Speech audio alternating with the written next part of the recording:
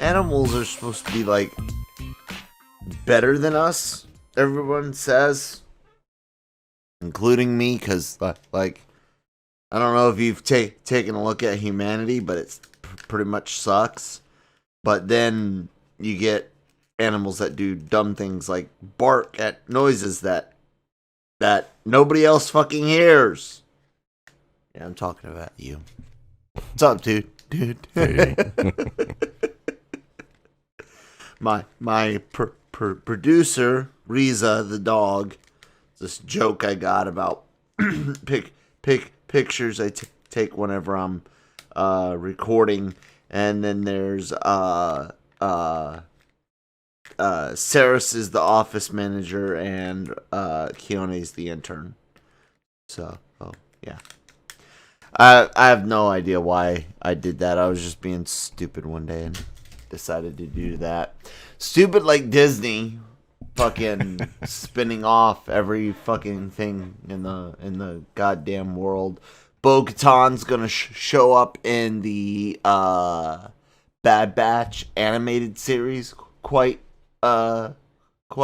possibly. And the Bad Batch, when is it going to... It takes place after the Clone Wars. It doesn't say exactly, but I think, if I remember, Bad Batch is going to take place in, like right after Rebels, right? I think it has to. I mean, I could be wrong, but I think so. Yeah, I believe so. Anyways, allegedly Bo-Katan is going to be in their KRT. Most of you guys know Kessel Run transmission. They announced the Bad Batch series, of course.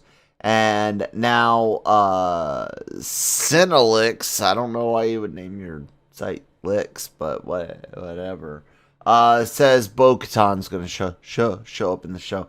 Personally, when I saw the trailer, because I never watched Rebels or Clone Wars, I didn't give a shit. Does this make you give a shit about the Bad Batch more? If Bo's in it, or were you already on board with the series from the get-go? I really wasn't. It was one of those where, I didn't even intend on seeing it when it premiered. It was like one of those, if somebody's like, hey, it's pretty cool, check it out, I might check it out. But no, it's not on my radar. Her being in it intrigues me. If it matches up with this timeline, with the Mando timeline, and her mission that she set out on continues in that somehow, then I'd be a little more interested to check it out. But that'd probably be the only way. So you're do you think the Darksaber story is finished by the end of season 2? I don't, but I don't know. We'll see. Do you think this leads credence to the theories or rumors, not theories, rumors that Bo would be getting a show with someone, say like Cara Dune? I think it was. Do you think they're trying to build up her backstory in order to do whatever they plan on doing with her in the future? Yeah, like I said, depending on where that timeline hits, maybe this is how she loses it and how she forms her current crew, or it could continue after her appearance on the Mandalorian. I don't know. There's a lot of possibilities there. But yeah, clearly at this point, I think Disney's trying to make her a household name, the character. Yeah. And that definitely seems to be the plan. Let's see here. The Bad Batch arc would be part of the Star Wars Clone Wars revival season that had debuted on plot summary: the battle for Anaxis, one of the Republic's no, this is Bad Batch is still a Clone Wars era story. Oh, then I don't care at all. Pre Rebels, like full blown. I really don't care. It's apparently an entire. Yeah, it was originally supposed to be part of season 7, but it ended up kind of like having enough of its own arc that they fleshed it out, and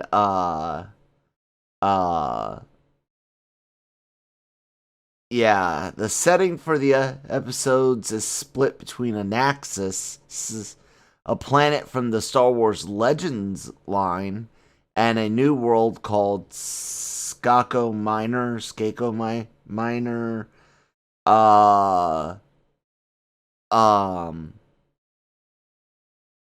That's kind of weird. Like, why would you call it from the Legends line if it now exists in canon? You know. And they're trying to hook people like you, dude. Legends tag. It ain't gonna work. And I'm looking like at the difference between the two, and like the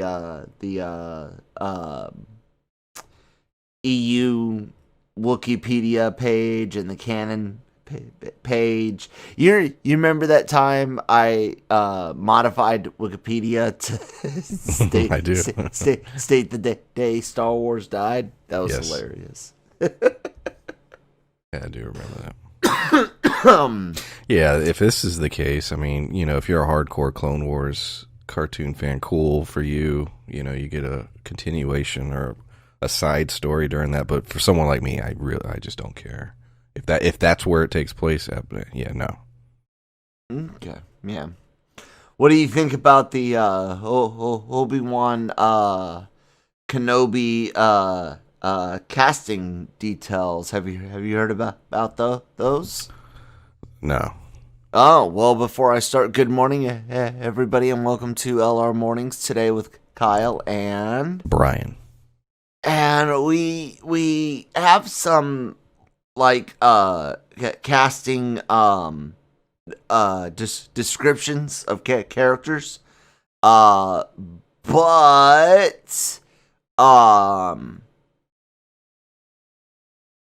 it's not official. It comes from the Illuminati, so take it with a grain of salt. Grain of salt. Rain. What the fuck? But here we go. They are looking for Riley, aka Eve, female, 20 to 25, co-lead, a female. I forget what the B stands for, but it's something indigenous and then people of color. I think it's black, indigenous, and people of color. BIPOC. Whose character details are being kept under wraps. Tia, a female in her 30s, supporting role, also seeking out black, indigenous, or person of color. Harold, male, late 20s to 30s, supporting, a quirky comedic male. And then Bella, a female in her 40s, supporting, and must be, and I'm not saying that because I've seen several polls that say most Latinos and Latinas do not like the Latinx title, so I'm not going to use it, and I'm going to say Bella, 40s, supporting Latina. What do you think about these names, which I believe are placeholders, first off? but just the type of ages and genders of the ages and genders of your supporting cast, including a 20 to 25-year-old female co-lead. I mean, I don't really care about any of that really until I know what the story is. The co-lead slightly is interesting because she's so young. Right. That stands out in my mind definitely. Like who is this and how are they important in his life and where did they end up pre A New Hope? I think that's going to be the big question. But as far as casting, I'm more interested right now in what's the central plot. Who's the antagonist? You know what I mean? Like what do we? What is the look? I'm all for Ewan McGregor coming back. I think that that could be cool. I know he probably wants to make his mark in the Star Wars universe in a way that he enjoys as an actor, as opposed to just what he did in the prequels. And so this is that opportunity. But at the same time, what the hell is the story going to be?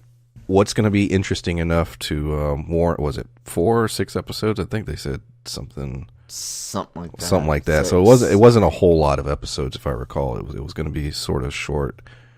As far as the casting, the only thing, who's the young character, like, and why is that that's a co-lead? So that's a very important character to whatever this plot is.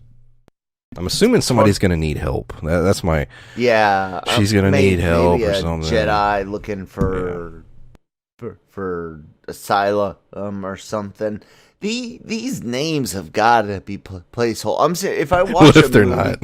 If I watch a Star Wars TV series where the names are Riley, Tia, Harold, and Bella, I'm really gonna be upset. Yeah, they're probably placeholders, but I don't know. Those have gotta be placeholders. Now, let's this is like an old fashioned episode of LRMornings where we've got like multiple stories to cover, because this is a story from the weekend, but I have to know because Brian is such a fan of this series, and to be honest, I'm a fan of the franchise in general, but Dan Trachtenberg, Predator, go.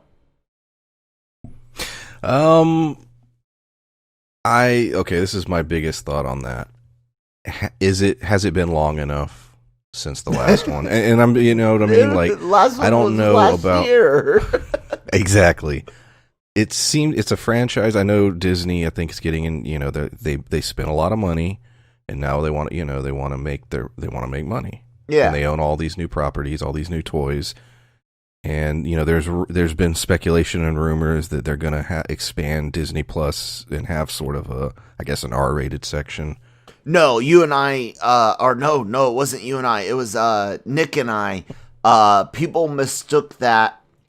Actually kind of got to break it on yesterday's episode.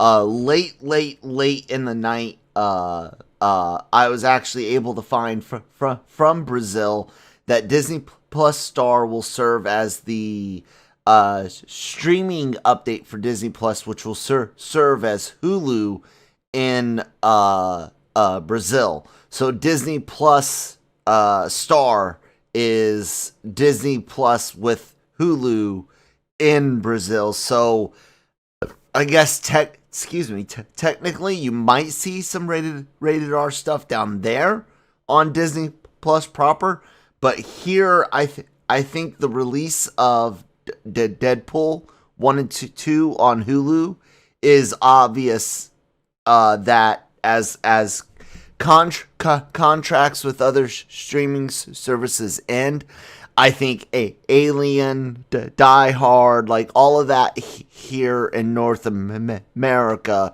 ends up on Hulu. But yeah, it did come out from Brazil late that night.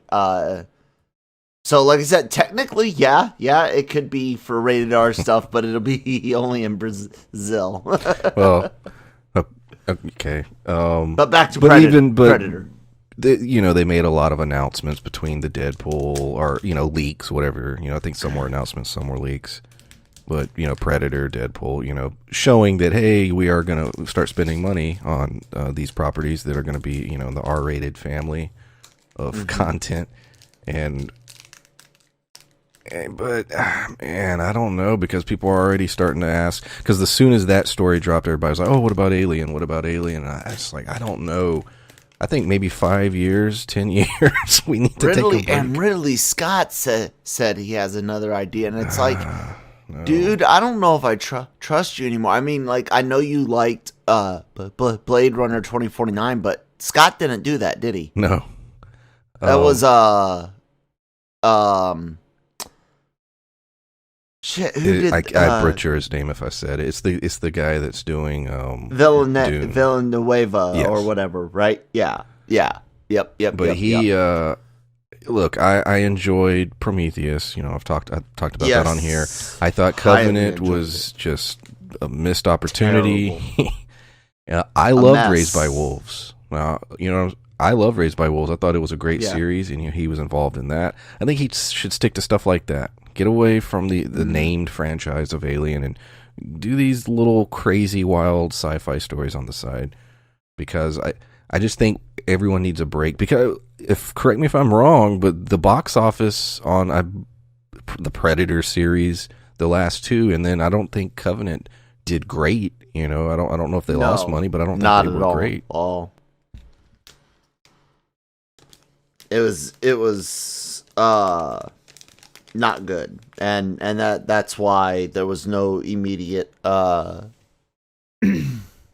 announcement to finish off that story that they ruined. and then they tried to save it towards the end, but didn't quite do it. Prometheus was great. I loved the idea of it. I wonder, and I know you wonder too, because it sucks to think of a writer, director, producer, even a comic book artist that they either something happens in their life, or they reach a certain age to where the shit coming from them just isn't the same, right? And Ridley Scott's one of those people. George Lucas was one of those people. I think James Cameron, honestly, is now one of those people, to where it's just like, all right, time to put you out to pasture. Dude, Avatar 2 is gonna shatter the world, man. I'm sorry, it is. And Predator. Did you like Predators, the Robert Rodriguez one, where humans were on their planet? Yeah, like if you're gonna do Predator, you have to do something brand new and fresh, like what Shane Black tried to do. But first off, no Predadogs, and second, no Super Predator, and third, don't. Like, first off, as a service member with PTSD, by all means, comedians, go out, have a blast with it. Movies, show it, even if it's wrong, show it. But like, they made an entire team out of PTSD stereotypes, and that was a little infuriating, because every other time in movies, you're told stereotyping is wrong, it's bad, and yet here we had an entire cast made up of people that represented like individual symptoms of PTSD. It was ridiculous. I did not like the last Predator movie at all, and personally, I would rather see a really, really good Predator animated series from Powerhouse, I think they're called, the guys that did Castlevania and are doing Masters of the Universe with Kevin Smith. Let's do a Predator animated show. What do you think, Brian? Yeah, I wouldn't be against that. I mean, that's a good thought. Could Predator, or even in live action, could Predator work as a streaming series? Ooh, and that maybe something like that would be the avenue they should go down instead of a theatrical film. I don't know. How would you do that? Would it follow the Predator on hunts? For a little bit to where you think you're gonna like, okay, we're following the Predator, and then after like 2 or 3 episodes, he gets to Earth, and then we start following the Earth side of things, and it's more split. What would you do? What would you do with a 8 episodes, 1 season Predator? Brian, go. Oh shit, I don't know. I would. I mean, I think Predator 2 is a good model because I like that movie a lot. It is underrated. It really very is. underrated. And Glover did a really good job as I know he plays action hero in some movies, including Lethal Weapon, but he did a lot more in that movie, and I really enjoyed his character. If you took that particular film and even the structure of it, but you expanded on it, because you have the gang wars, and then there's this outside force, and they're confused, and the cops are trying to figure it out. The gangs are trying to figure out what's going on, who's hitting them. Then you have sort of the government element who's secretly trying to do this stuff, and then he's caught in the middle. And when you really look at the structure of that, if you expanded that kind of story, I think could work. If you were going to try and do a series. I like that idea. Kind of like almost you would have to play it carefully though, and politically, because we all know what we saw in Predator 2. Again, bringing up stereotypes and stuff like that. But I kind of like the idea of the Predator making it to Earth and seeing some of the violence and going after some of those violent groups for trophies, because he sees them as almost as if like we do a series where the Predator's taking out world leaders and stuff like that, you know?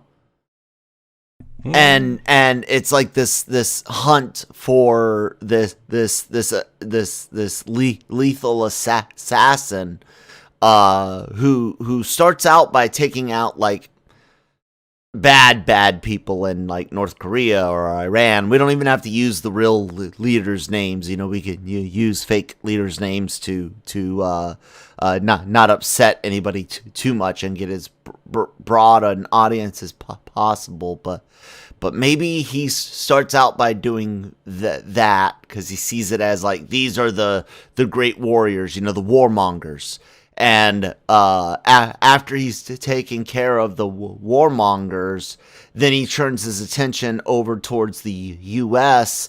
and some of the violent things that we got going on here. And the possibilities are limitless. You could really truly be balanced and have the Predator rip the head off of some white racist in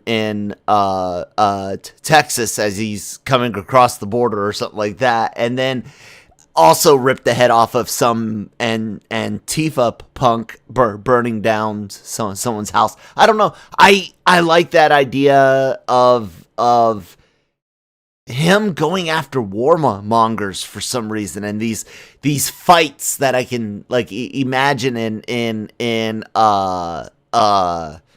the valleys or mountains of Afghanistan of Taliban fighters trying to fight off the Predator and shit like that, and just this march to the United States basically over the first 2 or 3 episodes, and then the last three or four or five episodes are all kind of like you said. Take that Predator 2 thing and really expand on it inside the United States. Pick a city: Chicago, Los Angeles, New York. Hell, I would even like to see a city that hasn't really been fucked up with a lot. Excuse me. Do Atlanta. Do Dallas. Do I don't know, Brian. Do you know what I'm saying though? Does any of that sound good or make sense? Yeah, that's a big scale. That's a lot of money. I don't know if they're looking to put in that kind of budget. How is that a lot of money? You're talking a world spanning. Most of that you can film in studios and locations here in the U.S. and Australia. I mean, they've got deserts. We've got deserts. It just depends on how they do it. You're going to need a central protagonist. Like you described, that would sound like a great comic book, or maybe, yeah, you know what I mean? I don't know. The scale of that might be too much. I don't know. I want what comes next from Predator to feel like, do it now. You know what I'm saying? Like, I want that feeling that you got when Arnold and the Predator went toe to toe. That feeling when Glover makes it to the spaceship and the Predator nods to him, and we get the little alien nod with the skull. I want that again. Predators was cool. The last Predator film, which I don't remember, was it called just Predator or The Predator or some shit like that? I think it was. I don't remember. I know. Scream. And yeah, God, whatever you do 20th century / Disney, you better not call this film Predator. It better not be called Predator. And I think the last one was called the I remember the video games, of course. The Predator was 2018's. I miss the video games, including the old side-scrolling Alien versus Predator beat 'em up arcade game. Like, I miss that. I miss the good AVP video game. I did not care for the movies. Oh God, those are terrible. Did you like either one of them? No, I thought the second one was on a better path story-wise, but the first one, it's a weird script. Yeah, it's like just the idea weird, that the Predators come to Earth where the aliens are at in I think it was like the Mayan temples or Incan temples, and it was legitimately an out of this world's script. Oh man, I really hope we get something good. We know it's going to be a movie, Brian, so we should go ahead and give up our hopes and dreams of a good streaming series for the moment. Dan Trachtenberg, what was the other thing he was really well known for? 10 Cloverfield Lane, which I actually really enjoyed. You still haven't seen it yet, right? The one with No. Goodman. What's his name? Big guy, John Goodman. Thank you. I fucking love the shit out of John Goodman. But yeah, Dan Trachtenberg. What else has he done? Let's see here. Directed some Boys episodes. One episode. So The Name of the Game in season one. An episode of Black Mirror. He did the Portal No Escape short, which is actually really good. If nobody has seen, if anybody likes the video game series Portal, go on YouTube and check out the No Escape short. He did that. That makes me kind of excited. He doesn't have a lot to him, dude. This is like a Marvel pickup, honestly. The Black Mirror and the boys. I don't watch Black Mirror, so I don't know anything. But when a soup kills the love of his life. Oh, he directed the first episode of the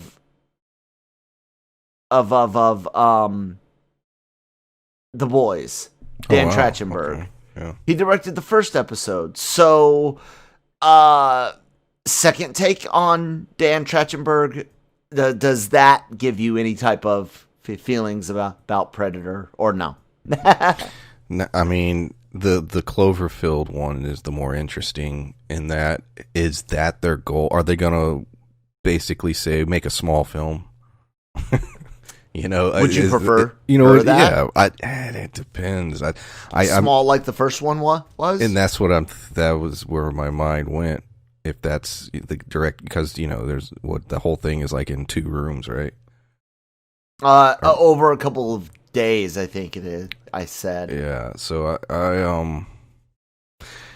don't know. I would ice the franchise for a handful of years. I really would. Yeah. Let's see here. Skulls. I don't care about that. Yeah. Patrick Asen, who wrote Kingdom, Jack Ryan and Treadstone is on to write. Where did I get that thing that it was taking place over a couple of days? What else was I reading? That was a different story, Brian. Way to go. That was the Bad Batch, genius. Fuck. How do you mix those things up? You're fired. Speaking of fired, and I know this is entertainment news that is not usually covered here, but I know you're going to be upset about it. Dude, Jason Ellis was fired from Faction from SiriusXM. Oh shit! What did he do? After 15 years. Like, dude was tweeting last night. Like, I thought it was a joke, but he appears to be serious. Jason Ellis no longer at SiriusXM. I have to wonder, did he start pulling more numbers than Howard finally? Was he a threat to Howard? Did he piss Howard off? Does it have anything to do with Howard at all? Like, I'm legitimately shocked. For those of you, and sorry, I don't know why my phone is going off. They'll call back. It's yeah, it kind of sucks, and I think I might drop my SiriusXM because honestly, like, he was my travel. You know this. You've driven with me before. He's like my travel partner. Like, listening to Jason Ellis gets you through a long trip. So I'm pretty fucking pissed off about. Yeah, I'm very interested in why. Like you said, did he do something that the company, was like, yeah, that was a step too far, or did or yeah, like you said, if you cross paths with Stern, I don't know. I mean, in all reality, unless there's some massive scandal that we're not aware of, he'll just start podcasting. Yeah, he had already started a podcast. Tully has a podcast and his stand-up career getting off. Kevin Dingo has a fucking podcast. So yeah, Jason should land on his feet. That kind of sucks. And I've got one bit of last breaking news, ladies and gentlemen. I know we're pushing this, but it is Monday morning, and some people decided to hold on to their news over the weekend instead of giving me a job to do and let me write some things. But according to the direct, and this is part of what we call our bar side buzz, so take it with a grain of salt, but it is coming from the direct. We know they're fairly reliable. The Boba Fett show will actually be a prequel show and deal with the events leading up to the Mandalorian. Brian, I fucking hate that idea. What do you say? I don't know, man. That's surprising. That's 5 years we get to potentially cover with Boba Fett, if they're gonna do from his escape to meeting Mando. I just don't know what who cares. It's one of those who cares. Yes, who cares? Thank you. And seriously, because it's at that point in the timeline, we know what was going on and what happened, and as far as where his character fits in, I really don't care. Look, the Mando timeline right now is sort of interesting because we don't know all the details, but I don't really give a shit where Fett was during that time. I don't know, man. I'll definitely check the trailer and see what they're doing, and I'm probably gonna watch it, but that doesn't excite me. Star Wars. I'll say that. Yeah. The direct also says that there's a casting rumor that Jordan Bolger from Peaky Blinders will be in the series. I'm a huge Peaky Blinders fan, so yeah. But that's still not gonna. That's not enough. That's not. Ladies and gentlemen, I'm gonna put it to you this way one more time, because some of you may not have heard the Cantina series, which you should definitely go to. If you go to SoundCloud, you can find the entire Star Wars movie library reviewed in depth, including episodes 8 and 9, requiring 2 parts, and both being well over 3 hours long in in-depth discussion about those films. I don't like Boba Fett.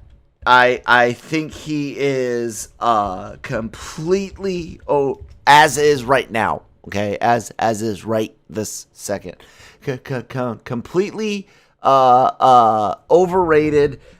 He only had a couple of lines in Empire, and then he dies as comedic relief in Jedi.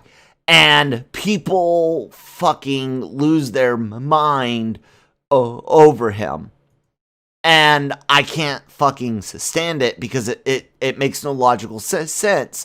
Does his armor look cool? Yes, but was he actually a cool character in the movie? Fuck no. So sorry, I don't care. Hopefully Mando makes Boba Fett a character worth caring for. I care about his armor on Timothy Olyphant, Fantastic, as Nick calls him. I'd almost rather see that continue on than get Boba Fett involved. I don't know. What do you think? The only thing about Boba Fett that was ever interesting to me ever was the boss fight in Shadows of the Empire on Nintendo 64. Oh. He was a pain in the ass. That's it. I just like I said, it's not something I'm going to get really excited for. I'll see what they're doing with it, but that's got me concerned. If that is 100%, is that like confirmed, or it's the direct, man. They're on top of things like THR, and they're pretty, and they're calling in an exclusive about the Jordan Bolger talks. So if they mention that and the timeline in the same article, if I were a betting man, I would put 75% shot that yes, the direct's got it right. It's gonna be a prequel. As far as prequel to the Mandalorian, yeah. and Yeah. Well, that's got me more concerned about these upcoming shows now, because if you're telling me, okay, Bad Batch or whatever is now, in the past, this series is in the past. Now all of a sudden, where we thought we were going into an era, we didn't know. Now all of a sudden we're jumping back, potentially closer to stuff we know. You know what I mean? Like I don't. Yeah. I'm not looking for that. We're honest. right at the end of the empire, and like you said, we don't want that again. Like that was my biggest disappointment. As soon as they said that what do you call it, the book series, the comic book series that they're doing. The stuff that we thought D&D were gonna make a movie off of. High Republic. High Republic. Once they said, I was like 500 years, 800 years, 1,000 years, just waiting on it. Like, let's go way back. They were like 200 years. I was like fuck you. You're putting Yoda in it. No. And I believe we already did hear once that yes, indeed, Yoda will be in. I guess one of the books or one of the comics, like a 200-year younger Yoda. Like, I have no interest in seeing that. Do you?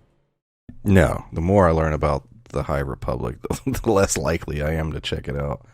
I agree. I might check out the comic book, the first 3 issues, and see if it's any good. But that's about it. I'll keep it. I'll read a couple of reviews and then I'll just check the Wikipedia as far as lore. But that'll be get your cliff notes. See what's going on. Anyways, ladies and gentlemen, I guess that's gonna do it for us today. Brian, thanks as always, thank you for being on the show. Ladies and gentlemen, check out the website, LRMonline.com. Every day, you know what to do. It should be your home page and open up as soon as you open up your browser. Or if you do that really cool thing like I do, where you have like multiple pages that load up at once. Make sure LRM is one of those so you never miss the latest and greatest in entertainment news. We have a YouTube channel, lots of great content there. I'm trying to start putting more of our podcasts on the YouTube channel, as well as our weekly What You Missed This Weekend video series. That hits Twitter and YouTube 7 a.m. Monday morning with your cup of coffee. But before you listen to LR Mornings, get a quick peek at some of the stories you can find at LRMonline.com. And of course, subscribe to the podcast network, wherever you get your podcasts from, for great shows like LR Mornings, this one, and Breaking Geek Radio, the podcast, amongst a lot of others. Brian does some things on the worldwide, or the wide world of webs. There's the joke I was trying to make from My Name is Earl. What do you do, Brian? You can find me on YouTube. The channel's Pulp Mythos, PULPMYTHOS. It's one word. Currently doing shows like The Undoing, Fargo. Got a lot of content coming up. Your Honor, starting in a couple weeks on Sunday nights. So check out that stuff. Well, I'm married, so I was definitely not on her. Okay, that was a lie. Somebody saw something. It was wrong. All right, so don't cover me being on anybody. Jesus, can't believe you say something like that on the air. Anyways, ladies and gentlemen, thank you so much for listening. We will talk to you tomorrow.